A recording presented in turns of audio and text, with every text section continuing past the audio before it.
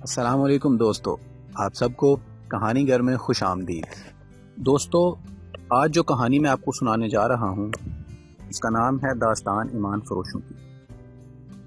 داستان ایمان فروشوں کی کہانی ہے 11ویں صدی عیسوی میں سلطان صلاح الدین ایوبی کے دور کے ان واقعات کی کہ جب ملت اسلامیہ پر کفر اور غداری کے گہرے بادل چھائے ہوئے تھے اور سلطان صلاح الدین ایوبی ملت اسلامیہ کے شرازہ کو بکھرنے سے بچانے اور قبلہ اول کو کفار سے آزاد کرانے کی کوششوں میں مصروف تھا۔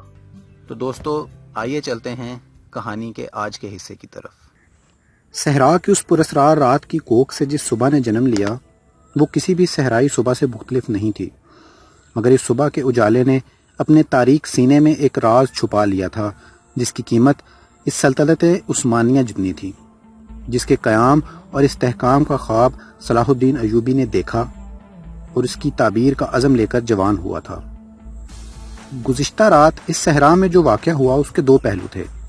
ایک پہلو سے صرف ناجی اور عروش واقف تھے، دوسرے پہلو سے صلاح الدین ایوبی کا محافظ دستہ واقف تھا اور صلاح الدین ایوبی، اس کا سراغ رساں اور جاسوس علی بن سفیان اور زکوئی، تین ایسے افراد تھے جو اس واقعے کے دونوں پہلوؤں سے واقف تھے۔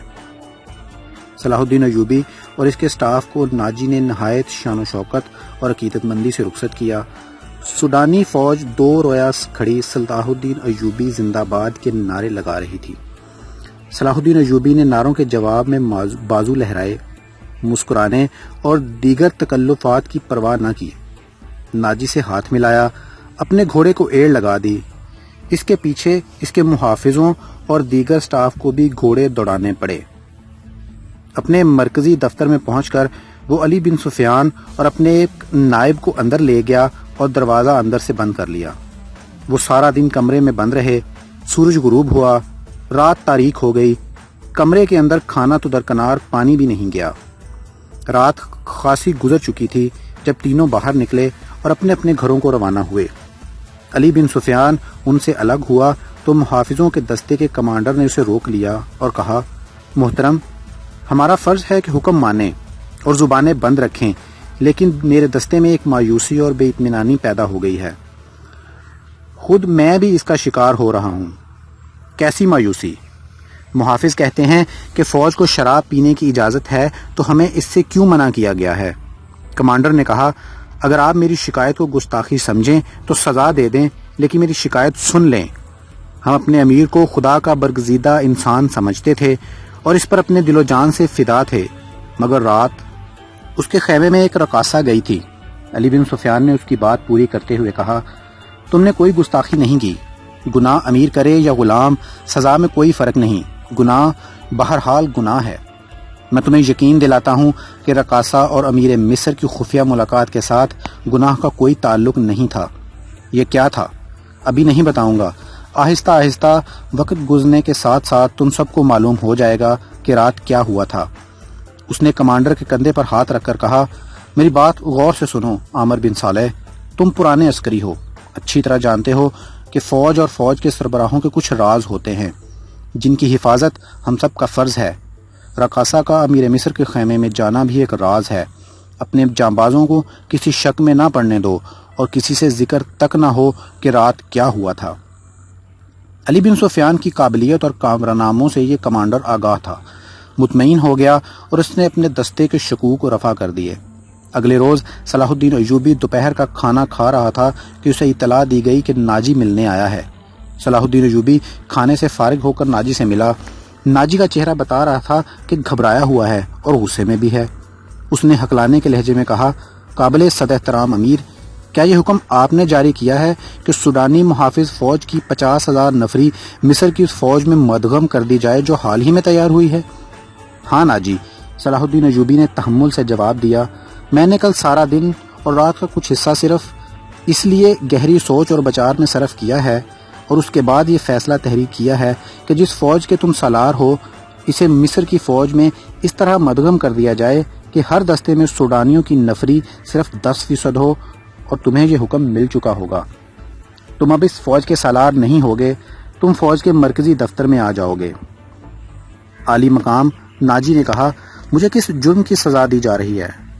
اگر تمہیں یہ فیصلہ پسند نہیں تو فوج سے الگ ہو جاؤ، صلاح الدین ایوبی نے کہا۔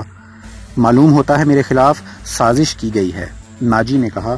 آپ کے بلند دماغ اور گہری نظر کو چھان بین کر لینی چاہیے، مرکز میں میرے بہت سے دشمن ہیں۔ میرے دوست، صلاح الدین ایوبی نے کہا، میں نے یہ فیصلہ صرف اس لیے کیا ہے کہ میری انتظامیہ اور فوج سے سازشوں کا خطرہ ہمیشہ کے لیے نکل جائے، اور میں نے یہ فیصلہ اس لیے کیا ہے کہ فوج میں کسی کا عہدہ کتنا ہی اونچا کیوں نہ ہو اور کوئی کتنا ہی ادنا کیوں نہ ہو، وہ شراب نہ پیے، ہلڑ بازی نہ کرے اور فوجی جشنوں میں ناچ گانے نہ ہوں۔ لیکن علی جا، ناجی نے کہا، میں نے حضور سے اجازت لے لی تھی، اور میں نے شراب اور ناچ گانے کی اجازت صرف اس لیے دی تھی کہ اس فوج کو اس کی اصل حالت میں دیکھ سکوں جسے تم ملت اسلامیہ کی فوج کہتے ہو۔ میں 50,000 نفری کو برطرف نہیں کر سکتا، مصری فوج میں اسے مدغم کر کے اس کے کردار کو سدھار دوں گا۔ اور یہ بھی سن لو کہ ہم میں کوئی مصری، سوڈانی، شامی اور اجمی نہیں ہے، ہم مسلمان ہیں، ہمارا جھنڈا ایک اور مذہب ایک ہے۔ امیر عالی مرتبت نے یہ تو سوچا ہوتا کہ میری حیثیت کیا رہ جائے گی جس کے تم اہل ہو، صلاح الدین ایوبی نے کہا۔ اپنے ماضی پر خود ہی نگاہ ڈالو، ضروری نہیں کہ اپنی کارستانیوں کی داستان مجھ سے سنو۔ فوراً واپس جاؤ، اپنی فوج کی نفری، سامان، جانوروں، سامان خورد و نوش کے کاغذات تیار کر کے میرے نائب کے حوالے کر دو۔ 7 دن کے اندر اندر میرے حکم کی تعمیل مکمل ہو جائے۔